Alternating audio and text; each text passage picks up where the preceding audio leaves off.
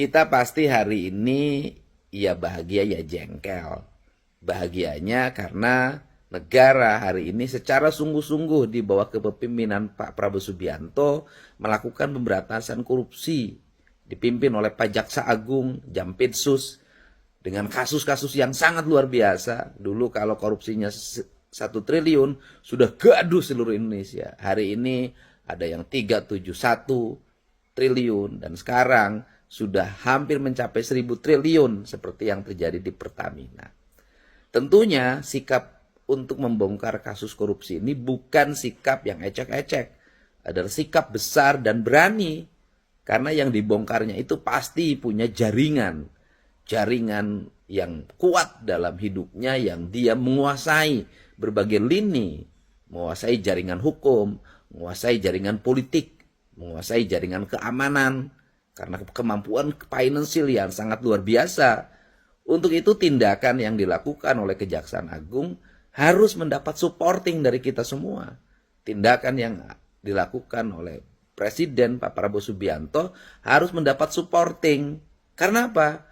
Karena mereka yang punya kuasa keuangan yang luar biasa, bisa saja dia membangun opini baru dengan mengkaburkan proses hukum itu sendiri. Dia bisa menggerakkan para buzzer, dia bisa menggerakkan orang-orang untuk ngomong ke sana kemari. Sehingga prosesnya nanti menjadi tertutup oleh isu-isu yang lain. Untuk itu mari kita fokus bahwa pemimpin di negara ini memiliki kesungguhan untuk melakukan pemberantasan korupsi.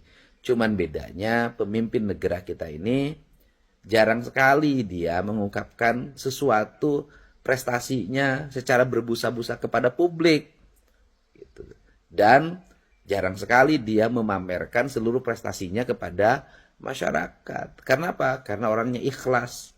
Karena orangnya kesatria.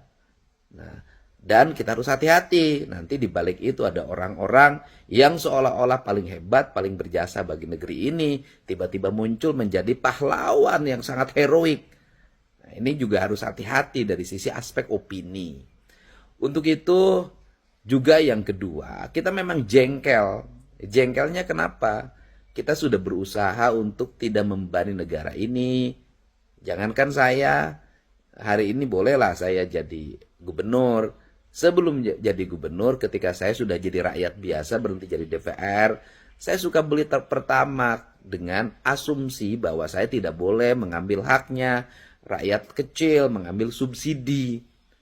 Sehingga dengan hari ini bahwa yang Pertamax itu dipalsukan, kemudian walaupun ada dua pendapat penyidik itu memang dioplos, pendapat yang lain tidak dioplos, tetap saja saya lebih percaya pendapat penyidik.